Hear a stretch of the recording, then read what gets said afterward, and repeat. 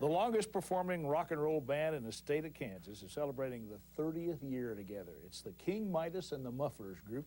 Several current and past members of the band are joining us today to talk a little bit about that. They're willing to go public with this history. King Midas himself, founder of the band in 1965, Robert Hapgood. Robert? Yes, sir. Right back here in the back. Randy Norland, past singer back in 85 and through 93. Where are you? Back here. Right, the caboose back here. Mike Walker, past bass and guitar picker. In country we say picker, 66 to 69. That's you back here. And he's gone straight since then, by the way, we're happy to report. Mike Hill, lead guitar and vocals, also a founding member of the band. Mike? Okay. And then Charlie Moyer, saxophone, flute, vocals, present band member, and griper, they said. They told me to say that. I don't know why, they just said to say that. Every band has an official griper. This is their official griper, is what I'm told.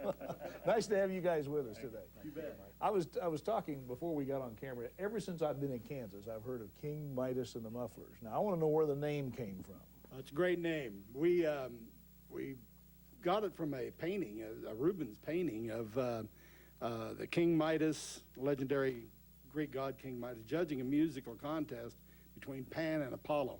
You guys didn't think I knew that, did you? But It's impressed me. But we tagged on the local Midas muffler type of thing on top of that. We Making thought that Don was Walenta forever happy, I'm sure. yeah, and anyway, it stuck, you know.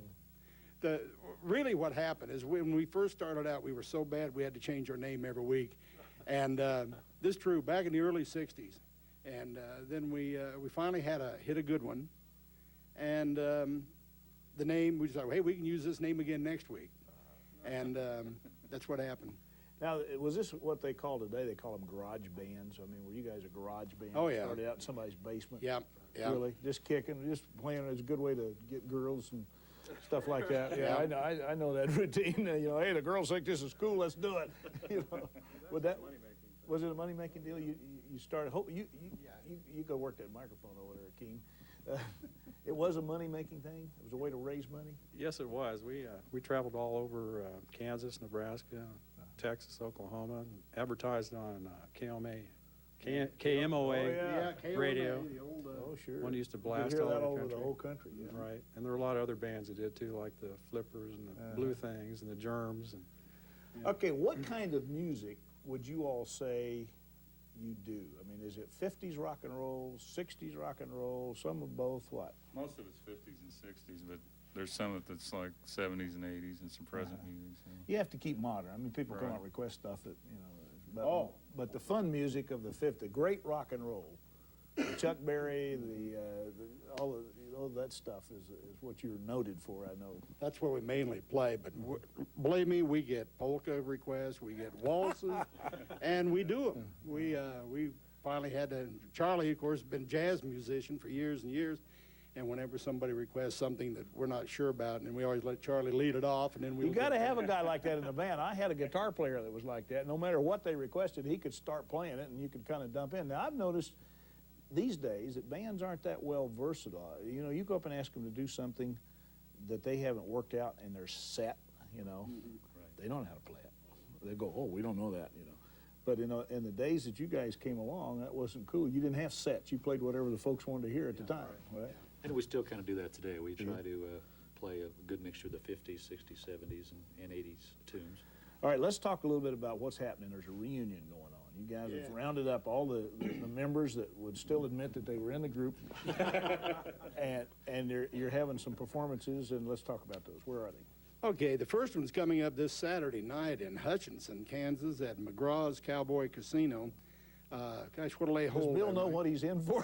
Yeah, he does. Yeah, he does. And he's been good about all this. Mike, how many people will that place hold down there? So we're looking for a big crowd. It's a real large, About 1,000, I think. Yeah, Last that's time I about came. right. We're looking, while you guys are talking, they're showing some pictures, some old pictures here. We'll talk about those a little bit too. But this affair is at the Cowboy in Hutchinson. In Hutchinson this Saturday night, and then the following Saturday night, the 14th of October, we're up at one of the old places we started out back in late 60s, and that's the old McPherson American Legion. That'll only hold about 350, 400 people, so those tickets, thank goodness, are going pretty fast.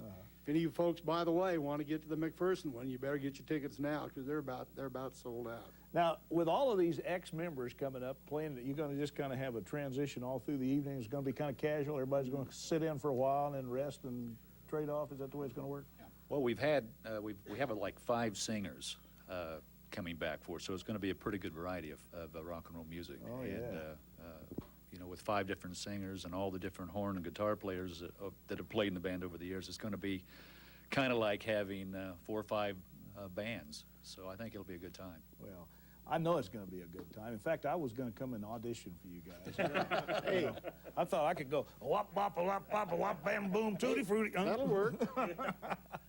We want to remind you again, 2 reunion performances this Saturday at Hutchinson and McGraw's, and then next Saturday, the 14th, at McPherson in the American Legion Hall. Tickets are available at the Central Ticket Agency in Wichita, also at Hayes Sight and Sound and Disc Jockey in Hutchinson, Belly Brothers Music in McPherson, and Bunting Dunlap in Lyons. And if you are one of those folks who grew up on the music of King Midas and the Mufflers, you do not want to miss this fun. It's going to be really good. I can guarantee you that. I know it already. Thank you guys a bunch for coming in and being with us today, and best of luck on it. And keep picking, will you? We'll do it. All Thanks, right. Mike. King Midas and the Mufflers. We'll be right back.